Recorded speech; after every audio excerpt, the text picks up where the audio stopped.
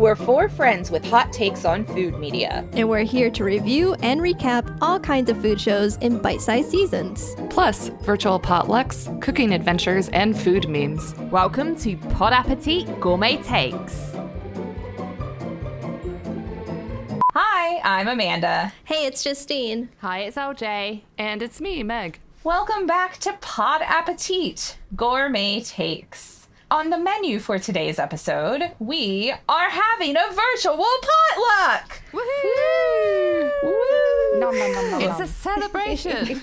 So throughout this season of Pod Appétit, we've been discussing Samin Nosrat's Salt, Fat, Acid, Heat Netflix series, and more recently, the book that started it all in her recent podcast, Home Cooking. So for today, we each tackled a recipe from one of Samin's 4 tenets of cooking. Usually we discuss what we've been cooking to start things off on the episode, but since cooking things is literally the topic of this episode, we're just gonna hop on into that pot and get going. And we're going to begin with salt, and Meg tackled that for us. Yes, I chose a salt recipe. If you've been listening along to this season so far, you'll know that 1, I'm a big fan of salt, and 2, I'm a big fan of Japan. So I thought it would be perfect to combine those 2 loves and make one of the recipes from the salt episode.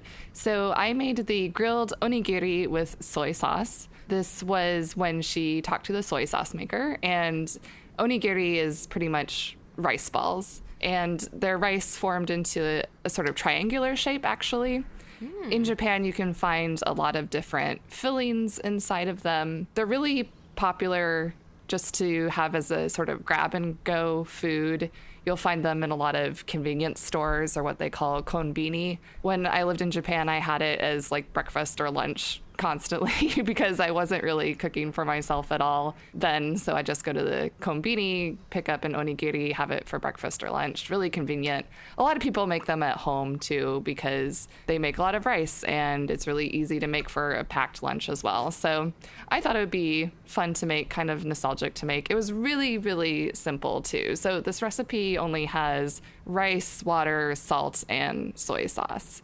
Super simple. The steps are simple. You cook the rice, you form it into the triangular shaped onigiri, and then you grill it.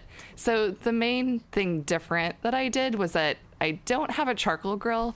I do have a gas grill, but the gas tank is totally empty.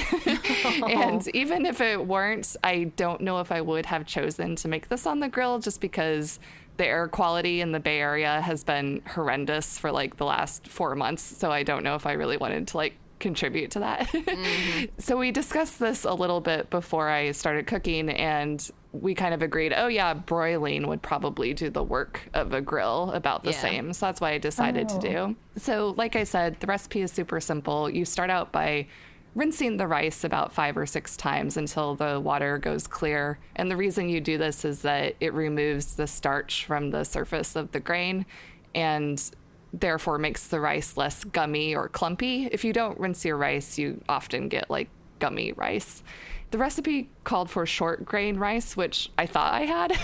I have this nice Japanese rice, nishiki rice, which I just assumed was short grain. Turned out it was medium grain, but still turned out fine. I know, huge mistake, right? Although I do think short grain would have made a bit of a difference because I think it would have packed together better and that the onigiri would have held its form a little bit better, maybe. But as it was, it stayed together pretty well. But you cook it on a pot over the stove.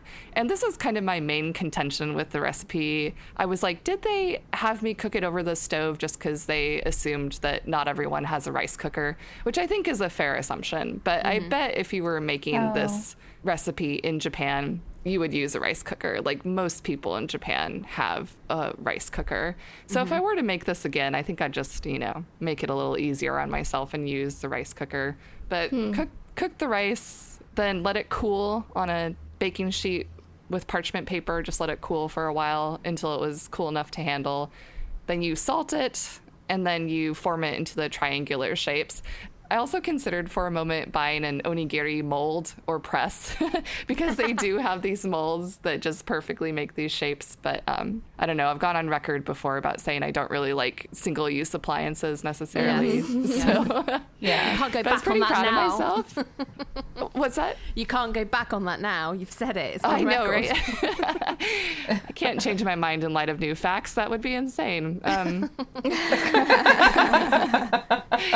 But yeah, so I formed them pretty well. I was pretty proud of it. And then the next step was to basically brush them with soy sauce while they cooked and rotate them and flip them over under the broiler. I think I could have improved this step a little bit. When I was adding the soy sauce, it made them rather wet and they lost a little bit of their structural integrity. So I didn't get to use quite as much soy sauce as I wanted to or flip them quite as many times as I wanted to because they kind of sort of crumbled a little bit each time I did that. So I think that's where the short grain rice might have helped a little bit. Yeah. But the broiler actually worked really well. It gave it the desired outcome, which was a nice, crispy, almost shell-like exterior. And it really added some caramelized notes because it cooked the soy sauce just enough. So it was this nice contrast of that sort of caramelized outside. It was really good.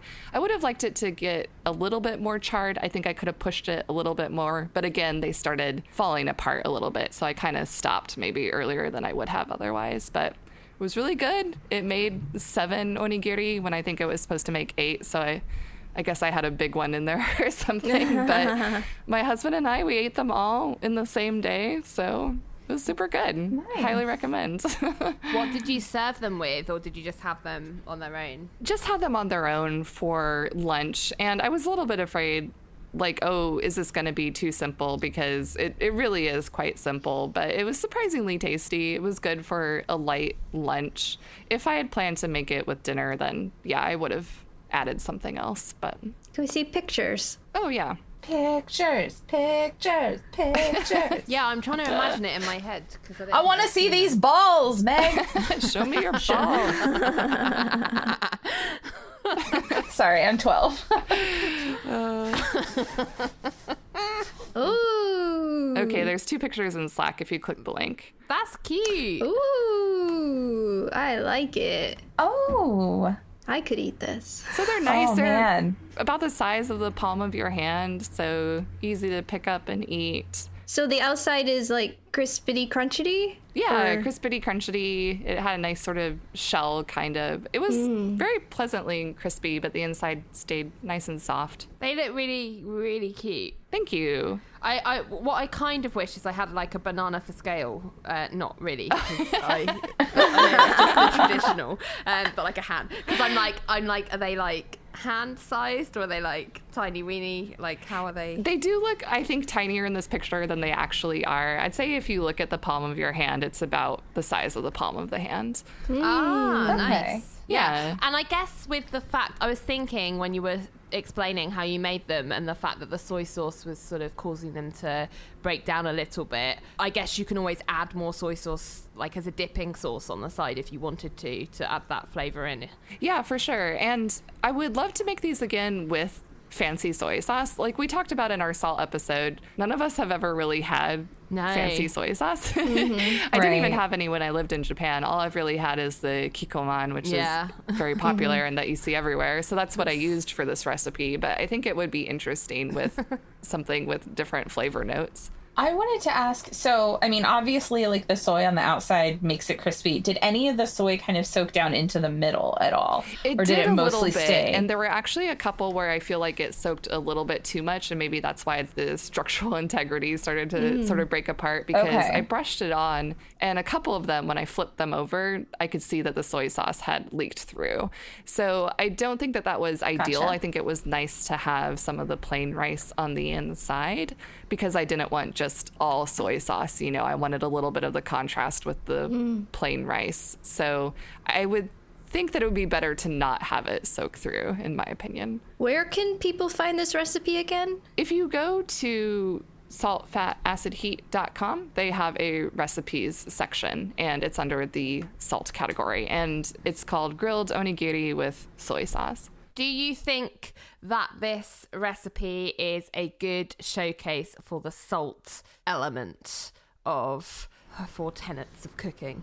I'm not sure. If someone were to give me this recipe and say, what do you think this showcases?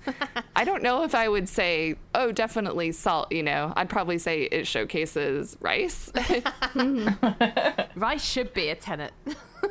Right? You do salt the rice to taste. It didn't give a measurement. And then obviously the soy sauce is salty. Not sure if it's the best spotlight on salt. I think it might have been interesting to have a recipe that had like different textures of salt. Like she talked about in the episode how the Maldon finishing salt has those little pyramid shapes and it has that crunch. And maybe if it had different types of contrasting salts that you could really see and feel, might have been a little bit better for salt. The other thing I'm thinking is probably with all of our recipes is actually how well the dishes on their own like demonstrate her thesis around needing all 4 elements. Because I think for this recipe, clearly salt is a part of it because of the soy and the heat, obviously, from the way you grill it. I would say fat's probably the one that's most missing. I don't know. Yeah, no fat, really. The rice is starchy, but that doesn't really qualify as fat, I don't think. And no acid either.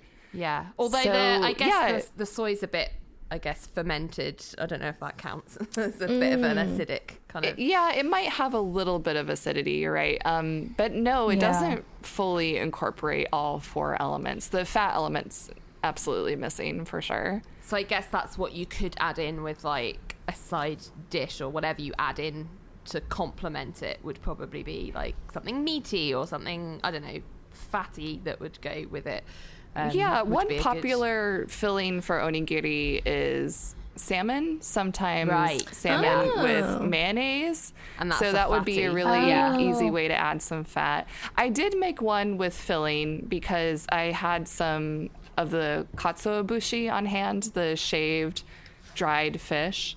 And a popular filling is katsuobushi mixed with a little bit of soy sauce, and you put that in the middle. It's called okaka onigiri. And so I broke my vegetarian streak a little bit, and I did have a few little slivers of dried fish.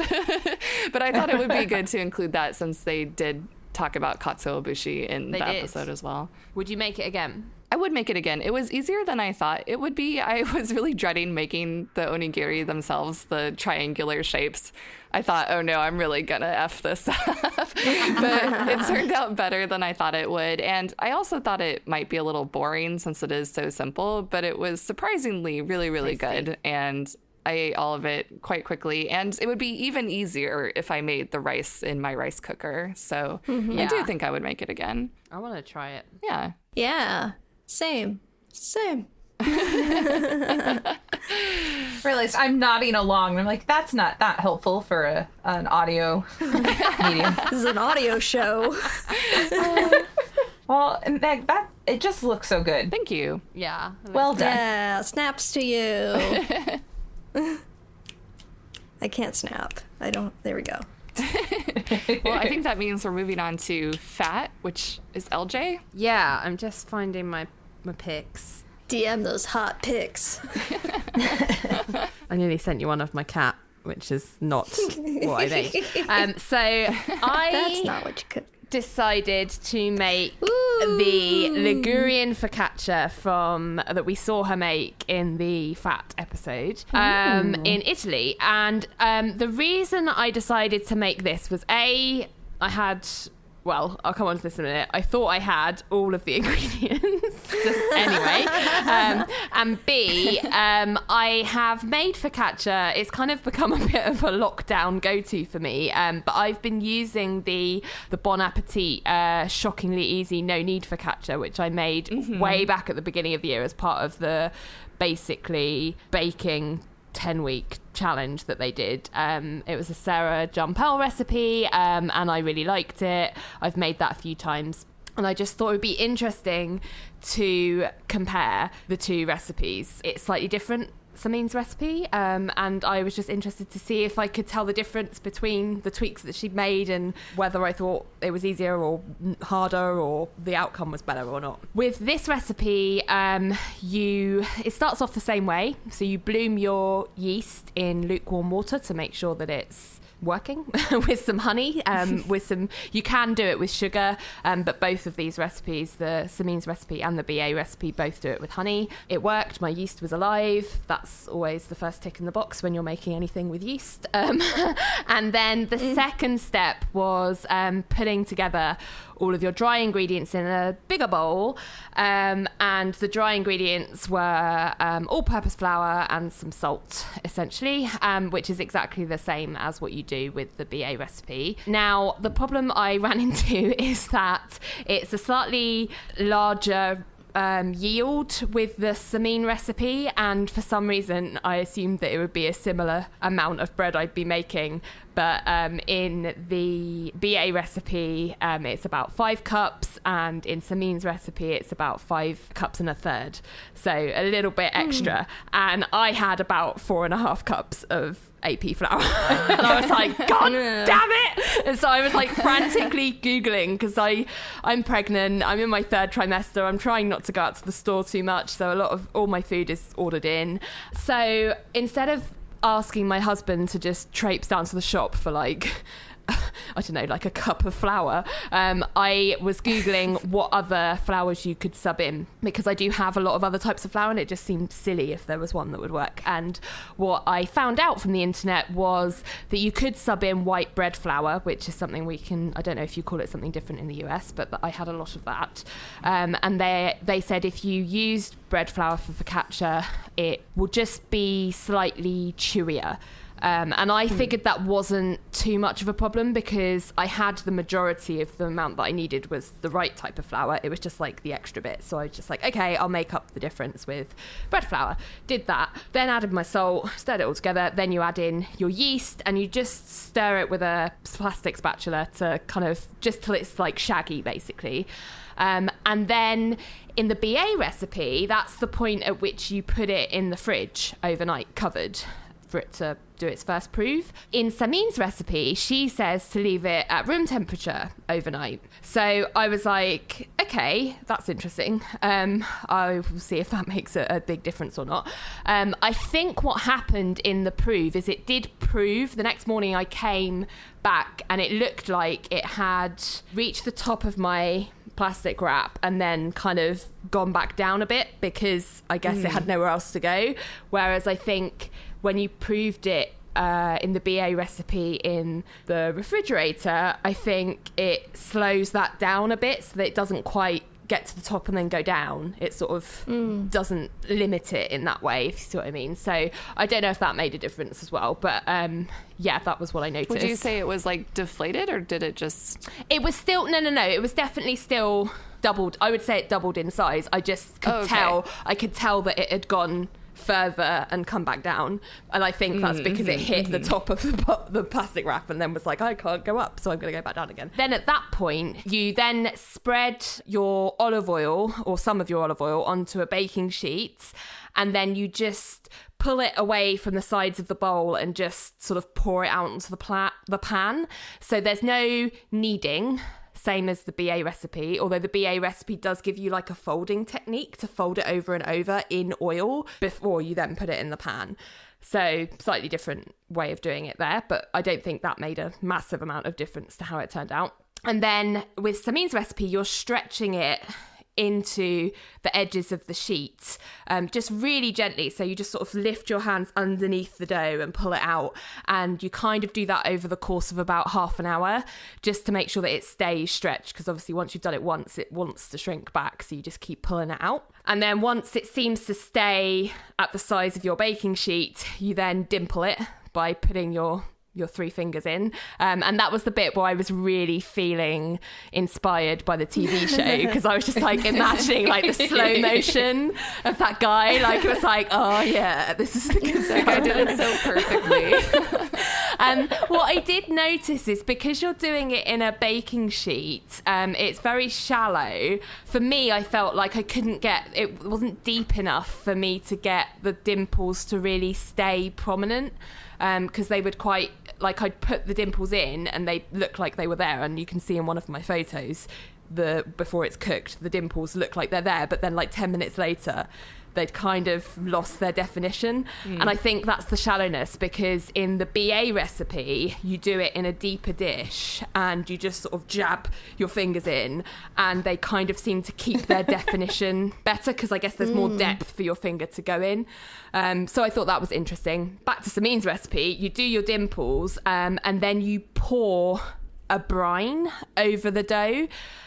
Which is obviously brine's just salt and water. That's not in the BA recipe at all. So I was like, well, that's interesting. Let's see what the brine does. And then you leave it to prove just out for about 45 minutes until it's bubbly. Now, you do a second proof with the BA recipe as well. And what I noticed is with the BA recipe, when you come back after the second proof, every time I've made it, it's bubbled up. You can see the air bubbles bubbling.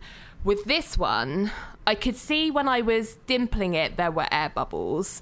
And then I put the brine over and left it for 45 minutes. But when I came back, I couldn't see as many air bubbles as I had with the BA recipe. And I'm trying to figure out, is that because of the fact that it's quite a shallow dough that you've stretched out? So when you dimple it, you're pressing a lot of the air out in a way, and then I don't know if the brine makes a difference, and that kind of stops the formation of air bubbles, but it just didn't seem to puff up as much as the BA version. And then after you've done that final proof, you then put it in the oven to bake. And in Samin's recipe, it says to bake it either on a baking stone or to get another baking sheet and turn it over and bake it straight onto that.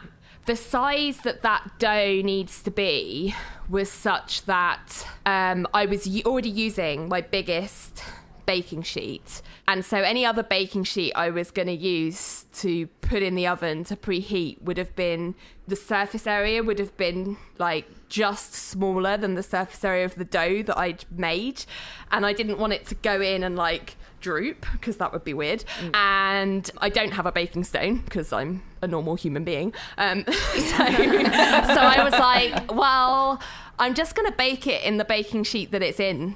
Like, I know it's not like properly preheated, but I don't really have much option, because I also have no idea how I'm going to even transfer it in one piece from this one baking sheet into the oven. So just before you put it in, you sprinkle it with flaky salt, and then you pop it in the oven and bake it for about half an hour, and it comes out when it's crisp. And I was worried because I hadn't baked it. They say that the baking stone or the alternative of an inverted baking sheet is so that the bottom gets nice and crispy. So I was worried that because I'd not done that the bottom wouldn't be crispy. But I did have it slightly higher in temperature to try to counteract that a little bit, and I just kept watching to make sure it wasn't over baking. And so I took it out, and it seemed to be very, very golden and crisp on the top. I let it rest for about 5 minutes, and then when I went to try and take it out so that it could cool on a rack, the bottom was very, very crispy, so that was good. And then you cover it in more olive oil, so lots and lots of olive oil. We tried it, and we like you had it for lunch, Meg, so we had some slices. I had some leftover pizza, actually, that I'd had the night before and couldn't finish. So I was like, oh, I'll have that with a side of more bread. Thank you very much. So that was nice. Side to pizza. But Russ had it with like olive oil and balsamic, which I actually had today. I sort of reheated some and had some with balsamic today. So I think that's a really nice dip for focaccia, because you get that acid that's like cutting through the kind of fattiness of the bread. But in terms of the main differences that I observed between the two recipes in terms of what the bread turned out like, I would say Samin's one is thinner and crispier. So I think that's partly because she wants you to cook it on a baking tray. And actually the BA recipe says you can do theirs on a baking tray for a thinner loaf. But if you're doing a deeper pan, you get more of like that sandwich style focaccia that you can slice in half. So I think partly that's because I did it on a baking tray, and partly I think because I had that issue with the second proof where it wasn't bubbling up as much, and I'm not quite sure what caused that. As far as the brine was concerned, I really didn't notice the difference or what difference it would have made. Certainly not in terms of flavour. Both of them taste quite salty because you use a lot of salt in the dough, but also the flaky salt on top. So I'm not quite sure what the brine does, but I would say that Samin's dough and the bread that comes out felt a lot moister, even though it was thinner and crispier.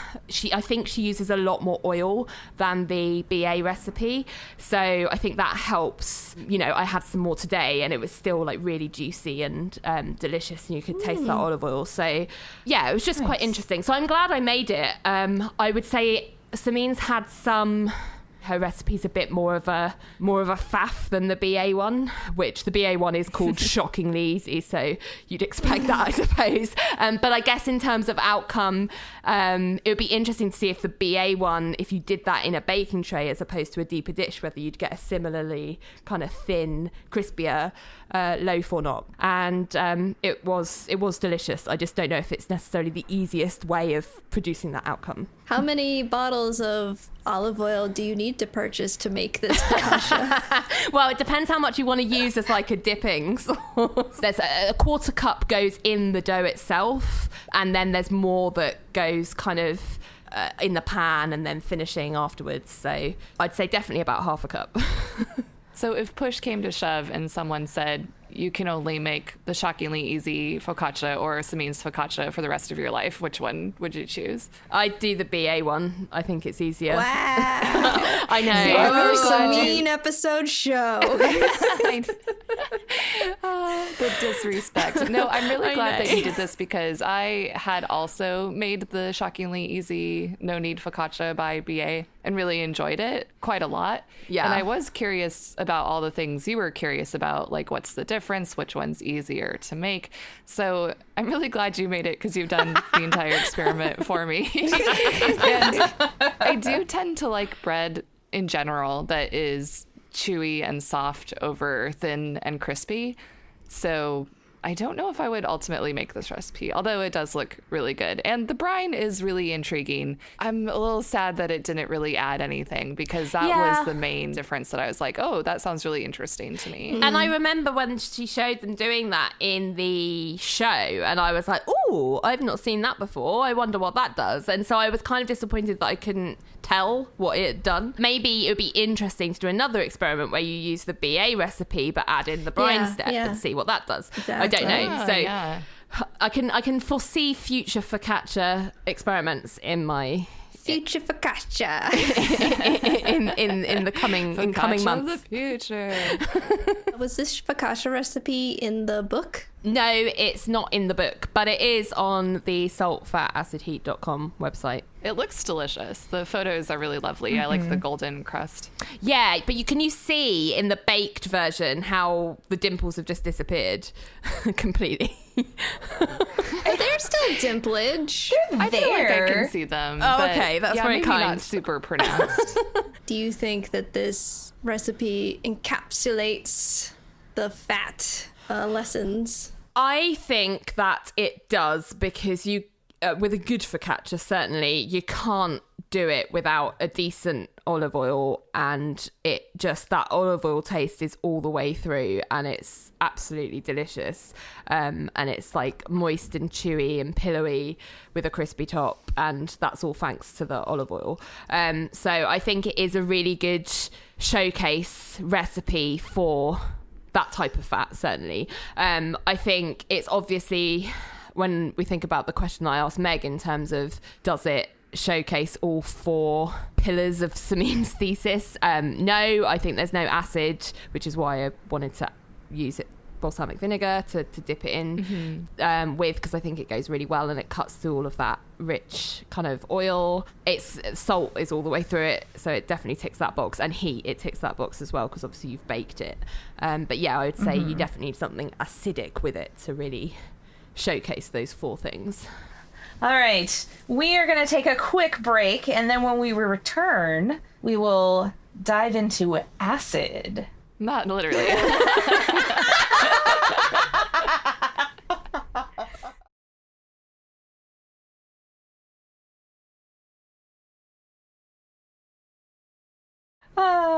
So yeah, I tackled an acid recipe. Mine was not just from the book or from the TV show. Like, I had to read the meringue recipe from the book and then watch that section of the TV show multiple times to see how to put it all together, because there was no pavlova recipe for this kind in the book or on the website. The meringue, you whip a bunch of egg whites for a real long time, and in my case, maybe a little bit too long of a time. I started out, it was like a good start. I had the egg whites, I was doing the back and forth, like getting the egg yolk out, and then I think what the problem was is I had a tiny bit of egg yolk drop in, and I got it out, but I think it messed up the egg whites. I went on and I was like really cool to actually see, like, because my nephew Liam spent the night last night, and so he was like watching me because I was trying to make it just like brunch for everybody.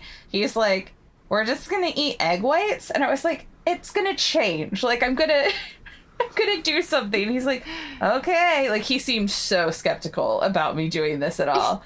And so when I went to add in the sugar and the cornstarch, I tried to do like the thing, and I know it's from past episodes like that we watched with BA, where it's like the little trickle of the sugar just like going in little bit by little bit. And so I feel like I did a good job at that. Like, I wasn't trying to, I don't know, rush it too much. And then I just kept mixing, and in the recipe it said, don't be afraid, it's gonna take time, you just have to be patient and it'll take time. And then I thought, okay, well, I have the hand mixer, not the stand mixer, so it's gonna take a little bit more time. And then it wasn't really getting any of like the stiff peaks, but then it said after you finish, like a few minutes after you put all the sugar in, you can then add in the vanilla. And I don't know what I thought, but I thought vanilla was gonna be like magic sauce. And so I put the vanilla in, and I keep stirring, and I keep stirring, and I keep, or not stirring, but like whisking with the hand mixer. And at this point, I start thinking, I think I messed up somewhere, because there's no peaks of any kind. Like, not a stiff peak, not anything. And I messaged the Slack and asked, how crucial are stiff peaks to meringues? And LJ came back with, like, pretty crucial. So at that point, I had started Googling, can you, like, over whisk egg whites? And yes, you can. And then every single article I read was like, and there's no coming back from it. You just have to start over. And I was like, well, you know what I'm not doing? Starting over. I don't know if you over whipped them, I though. don't Did think it you ever over whip curdled? Yeah, it would have gotten to It a would have very gone curdled grainy. looking stage, and that would have been over whipping. I don't think you Okay. overwhip them, Amanda. I think, looking at your photos and what you've put on your baking tray, I think you're absolutely right. I think the egg yolk that tiny bit of egg yolk would have made a difference. But I also wonder whether Okay. you actually, because the vanilla wouldn't have been magic sauce, but actually a tiny bit of acid can sometimes help bring it together. So like whether that's lemon juice or cream of tartar Okay. can do it sometimes. But if I look at that, but There was some cream of tartar in it. so already. adding maybe a tiny bit more of that might have helped just give it that structure. Because if I look at the last photo of your mixture in the bowl, it's looking glossy. It's looking like it's getting there. So I just think you underwhipped it, if anything. Damn it. Because there's quite a lot of mixture there, so it will take a while to get to the. Because if you overwhip it, it will have got peaks at some point, and then you'll have gone past that. And if you never got to peaks, something else will have been stopping it. So whether it's not enough acid, whether it's the bowl or the mixture got something in it that would have hampered that reaction, that will be more likely. But I don't think you over-whipped it. I agree. No, that's good feedback for the future. I will say already preemptively, I would do this again, but not until I have my stand mixer back. I thought you were going to say not until I've mentally recovered from this experience. No. Like you said before, I was like, Amanda, are you sure you want to do this without a stand mixer? I know you did. I think you texted me that, and I was like, you can do it. I want to try it. I've done it with a hand mixer. You can do it. I've done it with a hand mixer several times, and it is more of a faff, but it is possible. Like, it just would have taken longer. I think once I Googled the over whisking, and then it was like, there's no way to turn back, I was also like, well, I don't want to totally make this inedible. Like, I still wanted people to be able to eat this. Yeah. Like, my mom came in and she's like, it's more marshmallowy. Yeah. And I was like, well, then I guess we're going to have some marshmallow cookies up in here is what's going to happen. So I went on and, like I mentioned, it did have cream of tartar and a pinch of salt. And I made sure I used not iodized, but kosher salt. Because if I used iodized salt, I thought, like, Samin would suddenly appear in my kitchen and be like, no. Slap it out of my hands. So I went ahead, and in the recipe it said to make golf ball sized, like, little things on the baking sheet. And no, I used parchment paper and not wax paper this time. Yes. And what else did you put on that wax paper apart from golf ball sized meringues? I was like, you know what? I've watched enough Great British Bake Off. I've seen you can make other shapes. So then I tried meringue on the baking sheet. Then came the baking part, which, I mean, I did know is like slow and low. So when I preheated the oven, it was to 250 degrees. And then when you put the trays in, you have to knock it down a little bit to 225. And then while they were baking, I started cutting up my fruit. And so that is basically where the cookbook portion kind of ended. And then I started transferring more into like what I had seen in the acid episode of the show. I got navel oranges, a lemon, and some limes. And I did not do grapefruit because, one, I can't eat grapefruit with one of my medicines, which I know I've discussed before. And two, my mom was like, why would you ruin meringues with grapefruit? I started slicing everything up. And then after 25 minutes in the oven, you have to switch the baking sheets and also turn them 180 degrees, which goes along with like things that Samin said about like the back of the oven's going to be hotter. So you got to move everything around. Went in for another 25 minutes. And then LJ had given me the tip to let them cool in the oven for a little bit. With the oven turned off, then I pulled them out and I put them on some cooling trays to cool off a little bit more. Then I started assembling everything, and like they did in the show, where you kind of layer. Now, because my meringues were not like big and fluffy, I couldn't really slice them in half.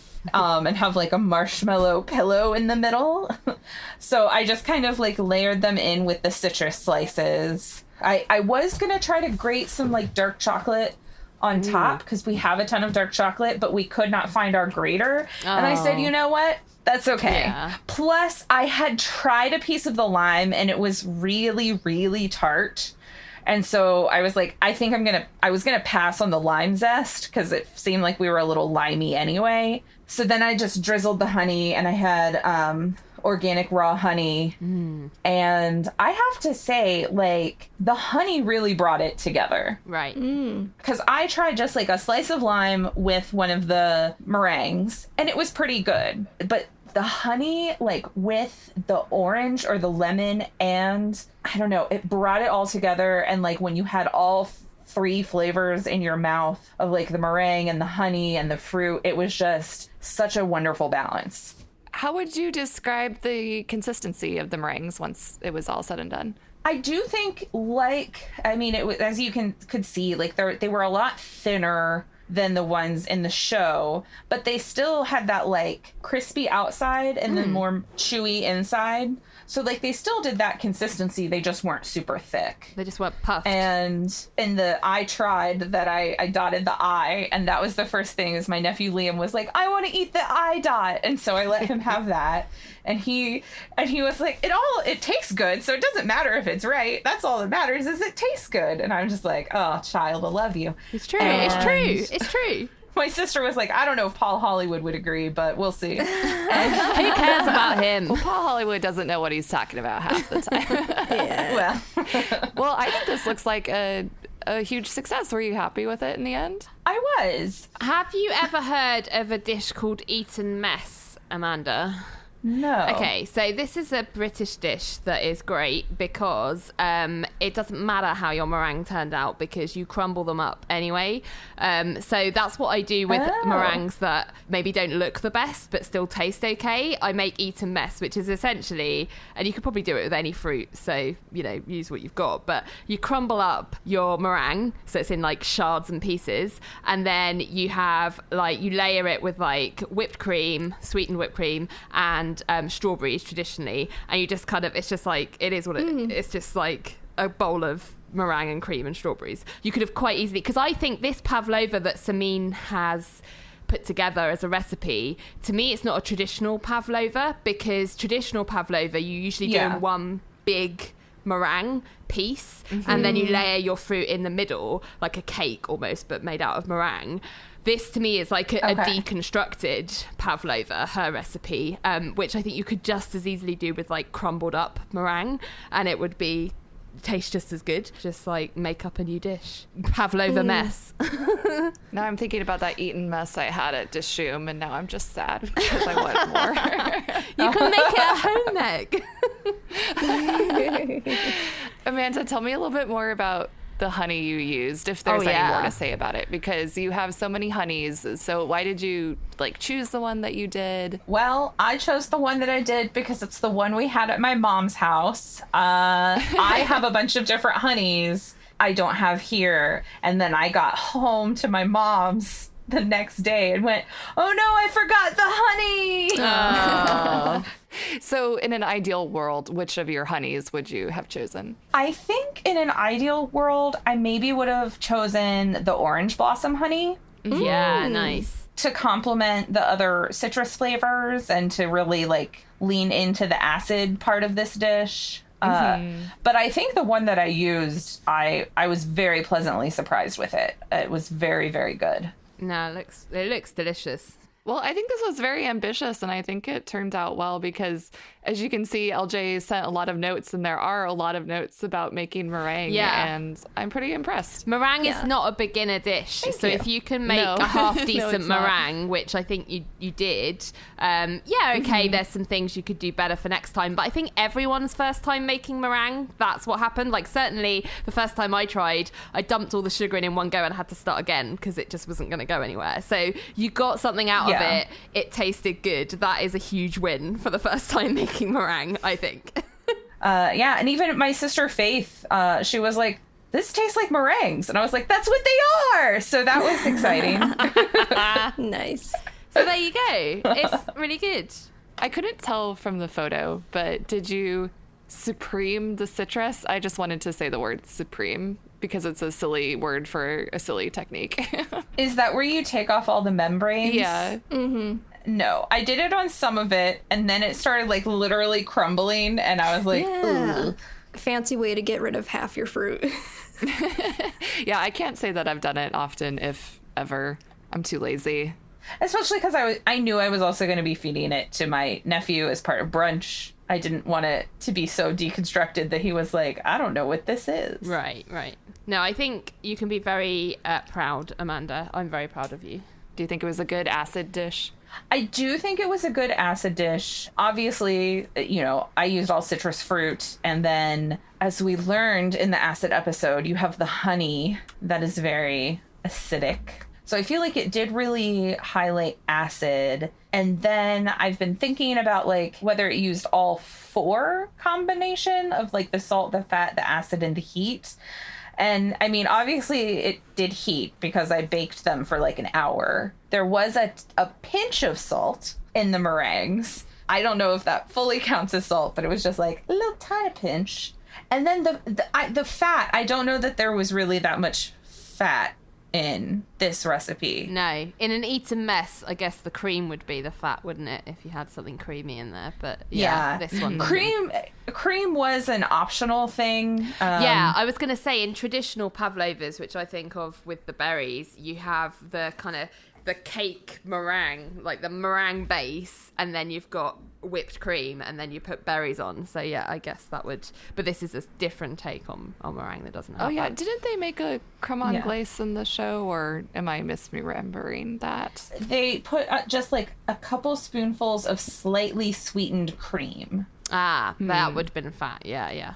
Would do in the future. I didn't want to mess up too many elements. Like, I wanted to kind of make it very highlight the things that were there, like highlight the acid part and highlight the marshmallow meringue cookie things. Well, good job. Yeah. Thank you.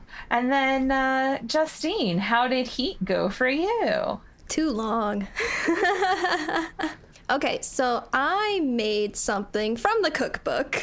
Pasta with broccoli and bread crumbs. Also with the variation of adding beans. What kind of bean? Cannellini beans. I'm gonna add my pictures to the Slack so you can see what I'm talking about. Ooh. And as you can see, I used orecchiette. I was going to say, is that orecchiette? Yeah, okay. Okay.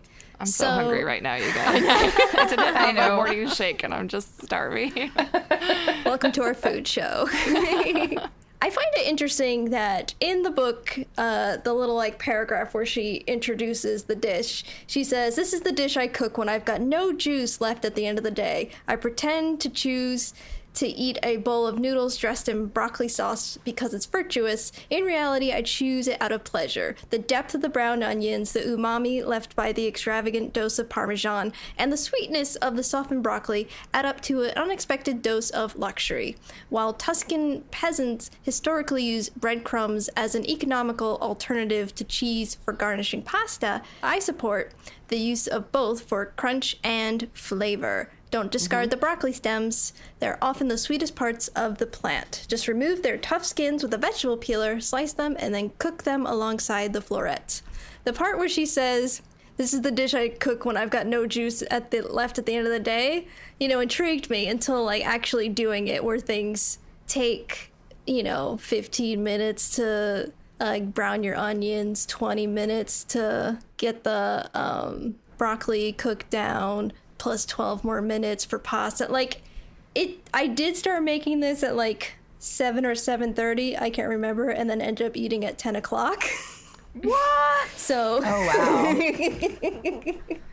It took a little time. That length of time, that was the time for the recipe. It's not like something went wrong, or did something go wrong? No, nothing went wrong. No, okay, that is insane. I may have had to take a couple of just sitting down breaks, Yeah. But actually most of that sitting down was just I got to get up and stir it every once in a while and, just let it all cook down. It's a cook down process. Right. But that's just my overview, and now I can get into making the dish. I use 3 big broccoli heads, 1 large onion, slice all that up, very finely diced, and very small broccoli pieces. And like she said, you peel the stem with a vegetable peeler and chop it up, which I had never done, but I've seen people be like, yeah, don't throw away your stems, eat them. And I'm like, but that's, sure, whatever. But actually, the one thing I would take away from that, I'd be like, yeah, do that. That's fine.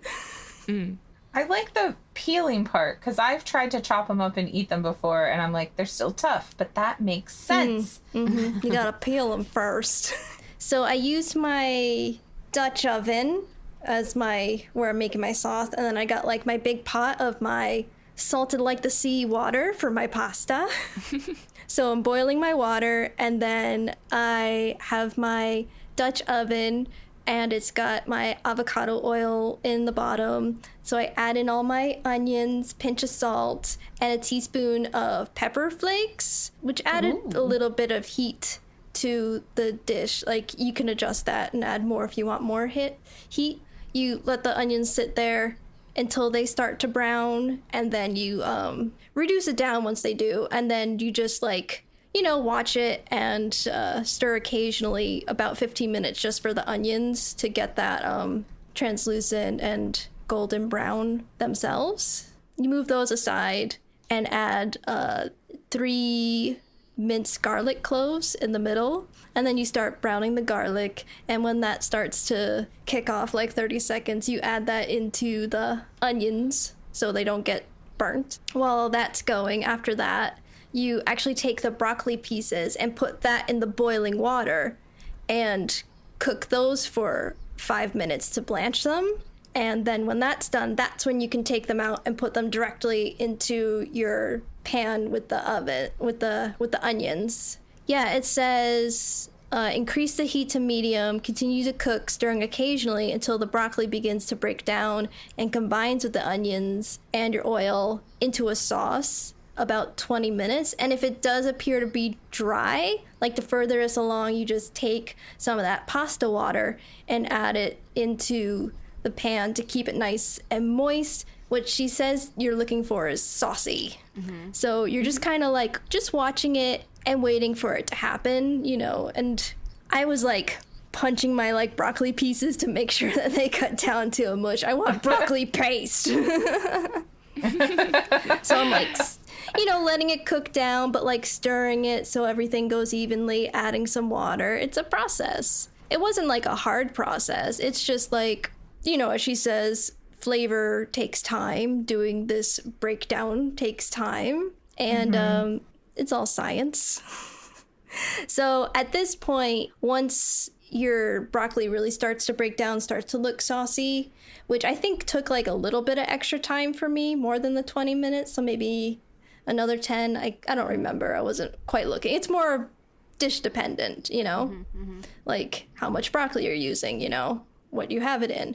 So when it starts to look good and saucy like that, then I took the pasta and put that into the water to start cooking the pasta. Yeah, so add the pasta to the water. As it cooks, continue cooking and stirring the broccoli. And again, she keeps saying the key is to make sure there's enough water in the pan so the broccoli, oil, and water emulsify, become saucy and sweet. Keep stirring, keep cooking, adding water as needed. So then when your pasta is al dente, I reserved about 2 cups of the cooking water and then tossed the orecchiette in with the broccoli onion sauce. Added the water and some more olive oil and stirred. And at that point, yeah, it was saucy. Things had broken down. It did look like, before I added the water, it did look like paste. I wanted to reduce it down more after I added to the water, so it made sure it emulsified, because it was just, when you first add the water in, it's like paste plus water on top. So I was like, let's get all homogenous together and emulsify. I learned some things from BA. And then, and this is also when I was tasting it, and, if I need to add more salt to it, any more heat you could add at this time. But pretty much at this time, it's done. You've got your pasta made with your sauce. And so the other element, oh yeah, I forgot, because it's down at the variations. You add your beans in while the pasta is cooking. So already when everything else is sort of reduced and saucy, you add your beans in, which you can, mush down or leave whole, depending on adding that sort of creaminess factor. I was all about adding that protein factor. So yeah, the last thing, as she mentioned, is when you serve it, you top it with breadcrumbs. Now, I didn't want to go out and actually do extra work. There is a section in the book on making various breadcrumbs and bread sprinkles, which she calls, from actual sourdough loaves. But I was like, I already knew ahead of time. I'm like, I don't want to do that. I'm just going to use panko because I have it. Yeah. So yeah, while all that was finishing up, I just toasted some panko in a pan with some avocado oil, and then when you plate it up, I had the pasta and the breadcrumbs, and I added my pre-made vegan Parmesan on top of that as well. And that is the picture that you see. It looks It looks delicious. very tasty. Yeah. Yeah. I still don't see how we arrived at 3 hours. I don't know either. Justy's like, I went into a cooking vortex and came out the other side, and it was 10 o'clock. Cooking fugue state. Exactly. This No. is where I feel like Samin's just a quick meal is a different level of regular person. Yeah, easy for a professional chef is a little bit different than easy for lay people like us. So I got to talk about how it tasted. So I was like, about the taste. I'm not quite getting the thing she was saying. Like, I don't find broccoli to be sweet. It was just kind of, I don't want to call it flavorless. It was like eating a vegetable. And I did like the little chunks of broccoli stem left over in there. Those I think were kind of sweet. I was getting the onion flavor. I like the addition of the breadcrumbs. I know if like I had used like a different sort of Parmesan, like there's a Violife Parmesan, or if people use regular Parmesan, you're gonna get that flavor in there as well. But mine is, just basically nutritional yeast, which is, light-ish in flavor. So while my roommates liked it, they said it was good. I think, of course, I'm being hard on myself and being like, I don't know, it's not like packing the punch for me, But they were like, this is good, it's good, If it were me, I would need it to taste amazing in order to make it again if it's going to take 3 hours to make. Yeah.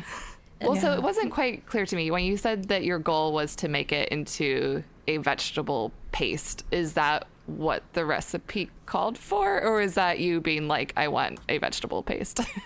It calls for to break it down into a sauce. Okay.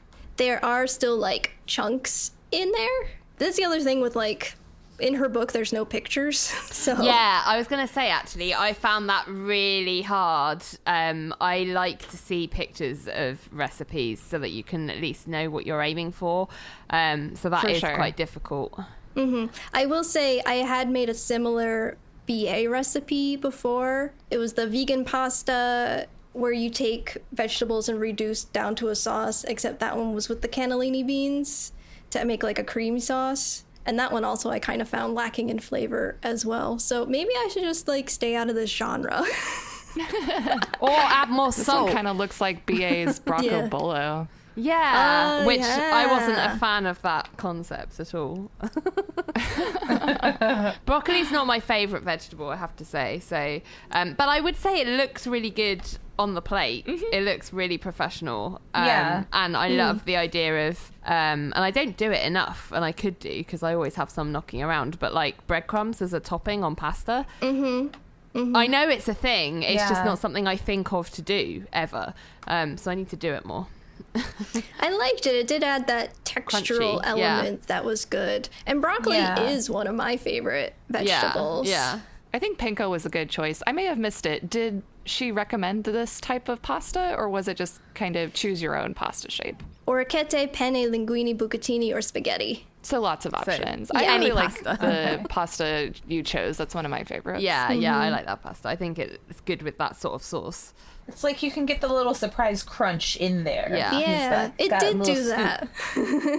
Like little bowls. How do you think, because I guess the thing I'm struggling with is how does this showcase heat as the element? Well, I think, first of all, I think all of our dishes showcase heat. Yes. And maybe that's what she was, or the producers were struggling with the show. And that, like, heat is a literal transformation. And she goes on to the book, of, like, the different ways heat transforms things and the different types of heat. Way more in the book than in the show. And, like, this one I had the simmering and the boiling and even, like, the searing off of the panko at the end. Right. So I used, like, all stovetop heat, but kind of like at different heat intensities. Yeah. And I will say that, like, when tasting it, the one thing that did finish off all the times, you get that spicy heat from the chili flakes. Ah, nice. Is there an acid element in here? No, and I was talking with my roommate about like I think that it was missing like a little like hint of lemon. Lemon, Like, yeah, I was gonna say little lemon. juice. Some lemon. Yeah. It really would benefit from that. Well, it looks good. I'm sorry it wasn't worth the effort. No, and I don't know. I wanted to try it. You guys know I had a struggle with the book. Most of like the heat dishes are like meat, of course. Right, like right. roasting this. Yeah. I had considered like doing a confit, but then I don't know. That also takes a lot of time. All the things with heat just take time. Take time. Time equals flavor. Yep. That was something I was thinking about while I was mixing. I think that's where sometimes I struggle with like some of the more elaborate things is like, I just want to eat already and I don't want to take the time. And I know that's like silly, but I also feel like, I don't know if you guys listened to the most recent home cooking episode with Samin where they were talking about Thanksgiving. She talked a little bit about how even with like making Thanksgiving, she takes so much time making all the food that by the end of it, she doesn't even want to eat the food because she's just spent too much time with it. Oh no, I never have that problem. It takes me about 3 days to make my Thanksgiving dinner, and I am very ready for it. I'm like, my body is ready. I've been with this food for 3 days. It's going to be amazing. I don't mind. So you guys know I'm one of those people that doesn't mind taking time to make a dish if, like Meg said, the payoff is worth it. I love putting love into a dish. But if you've read the intro to a dish and it says it sets you up for, oh, this is something you can do at the end of the day when you're absolutely beat, and it takes 3 hours. I'm sorry, those two things are not the same, and I would be pissed if I started that and got that. You know, there's a time and a place, and I think you need to label your recipes accurately so that you don't piss people off, because I think if that intro had been, this is a great dish for if you've got a whole Sunday afternoon to like really put the time into building your flavor, like I'd read that and go, sure, I'll save that for a day when I've got an afternoon, and then you're not disappointed then. I think it's all about expectation setting. I think, would you make it again? I would not make it again. I do like the practicing the techniques. I will say that. And, you know, I did want to have like that LJ moment of like, here I am, just standing at my stove, developing flavors. Yeah, but not at the end of a long day when you're tired. Like, that's not the time for that. Even I don't do that. Let's sum up and decide. So where did we all land with would make the dish again, would not, or would with some tweaks? So I made the grilled onigiri with soy sauce. I would make this again with very slight tweaks. I should have made it with short grain rice, as the recipe called for. So I would make it again with short grain rice instead of medium. I would probably try it in a rice cooker just to cut down on work a little bit, because I also do not like to slave over the oven all the time. But, you know, it was simple, straightforward. I do think I would make this again. I wouldn't make this focaccia recipe again because I have a recipe that I think is easier and just as nice. But I think I would borrow little, I guess, techniques from this recipe and see if they work with the other recipe. So I don't think that counts as make again, but I think it counts as I've picked up some things that I want to apply to a different recipe. You learned something from it. I learned something, yeah. I fall into, I would make again, but as I said, wait until I have my stand mixer back. But I'm glad I did meringue with a hand mixer. I don't know. I feel like I accomplished something. It's a rite of passage. I would not make this again, though I would peel and eat broccoli stems and serve pasta with breadcrumbs on top. I would make Meg's dish. I think it's interesting that we kind of had a mixed feel about all of our dishes, because I feel like that is sort of when it came down to the book Salt, Fat, Acid, Heat last time, we had a mixed response to that as well. And it wasn't necessarily the way that this lined up. Yeah. I don't think I would use the book. The book to me has not been useful as a recipe book. I think the book to me has been useful for some principles that I will think about and apply in my day-to-day cooking other things, you know? That's how I see it. Agree.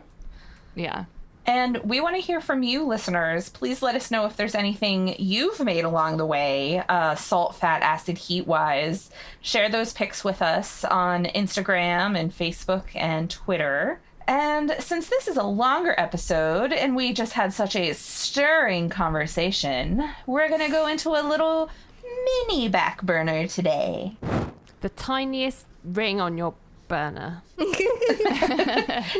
one for like the little saucepan. Yeah. We wanted to follow up and let everybody know that we ended up as the runner-up in the Discover Pods Awards in our category as a food podcast. So After talking about how we didn't deserve it, I think Mary commented today on Facebook that we were all wrong and that we did deserve it. And so that was very sweet of her. I mean, I got to Mary. agree with my mom. We definitely deserved it. And our listeners agreed and voted with their hearts. And thank you so We love much. you. Yes, Yeah. thank you. Thank you. It means a lot. And congrats to the winners, Doughboys. But yeah, thank you again to all of our listeners. We feel very honored that you got us that far, and we beat Samin's podcast. Technically, that's just weird. I'm just gonna believe that most people were trying to vote for not name recognized podcasts. That's yeah. And to be fair, I think for an awards kind of that is called Discover Pods, I think it should be focusing on podcasts that are perhaps lesser known. So I think, you know, the winners were in the spirit of that. So Yes. Thank you. And while we're shouting out and saying thank you, we'd also like to thank everybody who weighed in on the controversial side salad Thanksgiving side debate on Twitter. We had a lot of hot takes. And I feel like we discussed this last Thanksgiving. We of did. If That's Absolutely Aside. did. Yeah. We did. So for listeners, if you want to go back and check out how we feel about side salad as a Thanksgiving side, you can go listen to our previous Thanksgiving special. strong feelings about that. Yeah. Yes. Basically, Maine, what are you thinking? Are you okay? Please reach out. We can help you. And along those lines, happy Thanksgiving to everybody.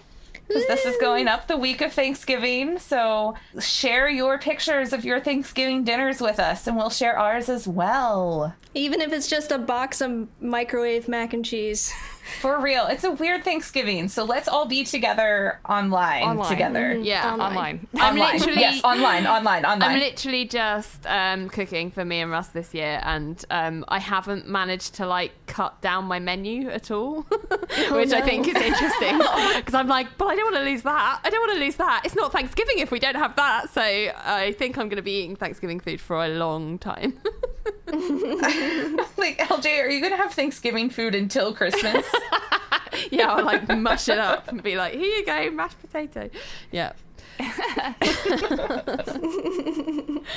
Well, thank you for everybody who has been listening to the podcast and who got in touch with us on social media.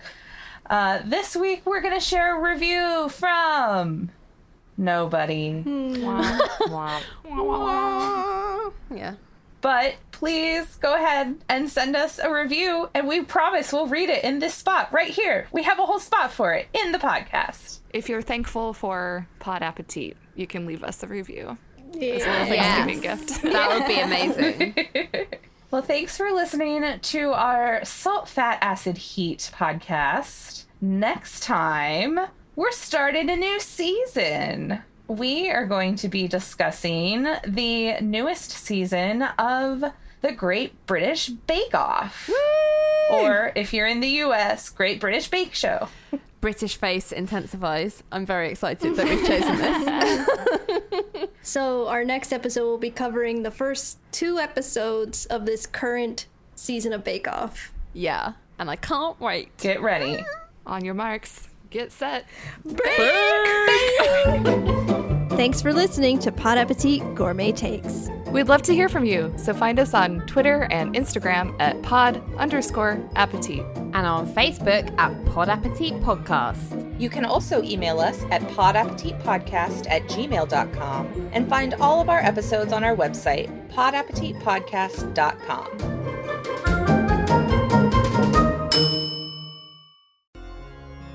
Hey, I'm Shar. And I'm Kelly, and together we host Drinking and Screaming. We're a new horror discussion podcast based out of Vancouver, British Columbia, where each episode we pair a new cocktail with our movie of the week. For instance, I'm pairing this ad with just a shot of tequila. You know, because most ads are horrible. With Drinking and Screaming, you'll find yourself pulled into a new horror film to discuss and a new cocktail to try every week. Every episode is laced with great soundtracks, theme breakdowns, production trivia, Char's bad drinks, and so much more. What? I said clips from the movie. New episodes every week. Join in on the spoops. Drinking and Screaming, wherever podcasts are found. I give this ad a 5 out of 10. You know, we don't rate the movies. 5 out of 10.